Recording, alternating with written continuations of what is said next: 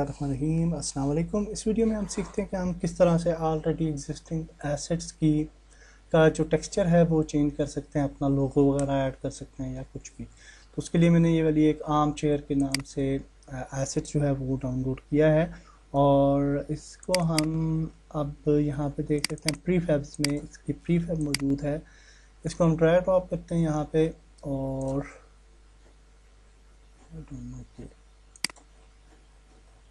इस तरह से आ रहा है। अच्छा, ये काफ़ी ज़्यादा साइज़ इसका बड़ा है, इस वजह से ये कुछ इस तरह से दिखाई दे रहा है। तो इसको छोटा करते हैं और नीचे ले आते हैं, F प्रेस करते हैं फोकस, और लाइट जो है बहुत ज़्यादा नहीं है तो इस वजह से ये बहुत क्लियर नहीं नज़र आ रहा। तो लाइटिंग पे जाते हैं और यहाँ पे स्काई बॉक्स मटेरियल, यहाँ पे हम स्काई बॉक्स लिखते हैं, स्काई बॉक्स डिफ़ॉल्ट।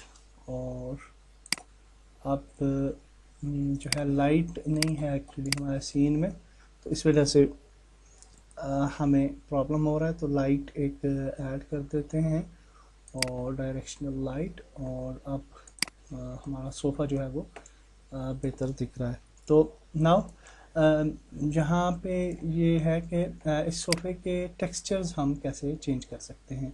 तो यहाँ पे आप देखिए कि सोफ़े के साथ इसके मटेरियल्स वगैरह भी आ जाते हैं और हमारे पास मैप्स के अंदर हमारे पास जो टेक्सचर्स होते हैं, कोई भी जब भी आप एसेट लाते हैं तो उसके टेक्सचर्स जो होते हैं वो भी अवेलेबल होते हैं। ठीक है, तो यहाँ पे आप देखिए कि ये टेक्सचर अगर हम ऐड करते हैं तो ये कुछ इस तरीके से आप नज़र आ रहा है, क्योंकि ये वाला ओरिजिनल टेक्सचर नहीं है, ये वाला जो है रेड टेक्सचर है और ये बहुत सारे मटेरियल्स को शाइनिंग देने के लिए यूज़ किया जाता है। तो ये ओरिजिनल इसका टेक्सचर है।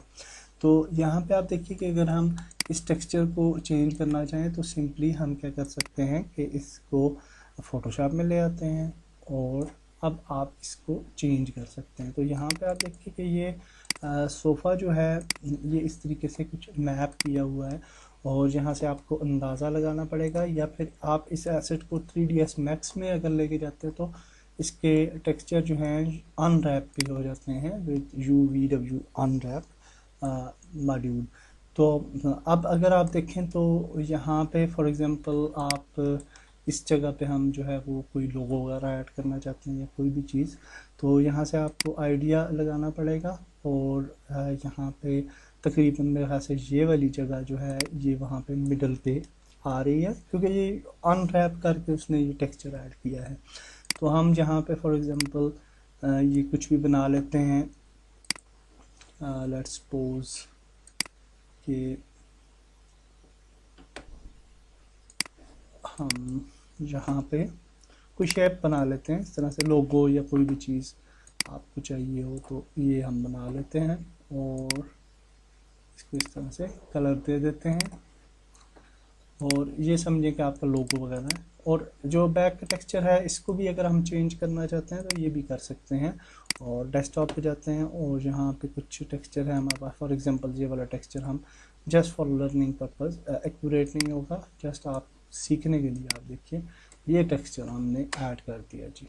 तो बस सिंपली इसको आप सेव कर लीजिए, सेव एज, और हम JPG में भी सेव कर सकते हैं और ये उसी जगह पे चला गया। और हम इसको कहते हैं सॉफ्ट सोफा ब्राउन कलर, इसी को रिप्लेस कर देते हैं और ओके करते हैं। तो अब आप देखिएगा कि हमारे सोफ़ा का कलर जो है वो चेंज हो जाएगा होपफुली, अगर हमने सही जगह पे उसको लाया है तो।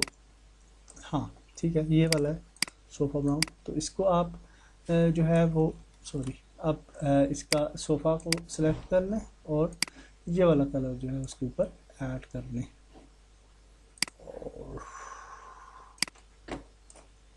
ये और ये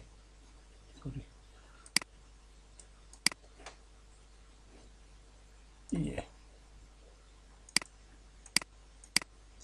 अच्छा, ये आउटर जो है बॉडी है तो इसको यहाँ पे ऐड कर, ठीक है। तो अब आप देख सकते हैं कि हमने सोफ़ा का कलर भी चेंज कर लिया है, और जहाँ पे लोगो डिस्प्ले करना चाहते थे वहाँ पे हमने लोगो भी डिस्प्ले करवा लिया। आप जहाँ पे ऐड कर सकते हैं या कहीं भी आपका जो भी एसेट है उसके मुताबिक। इसी तरह से आप ह्यूमन जो करेक्टर्स होते हैं, जो यानी ह्यूमनाइड होते हैं, उनको भी टेक्सचर चेंज कर सकते हैं। हर चीज़ का टेक्सचर जो है वो चेंज किया जा सकता है। और फोटोशॉप पे बस आप टेक्सचर बना लें उसका अल्टरनेटिव, और फिर उसको यूनिटी के अंदर इंपोर्ट कर लें। तो that's it for this video. Next video में कुछ और सीखते हैं। अल्लाह हाफिज़।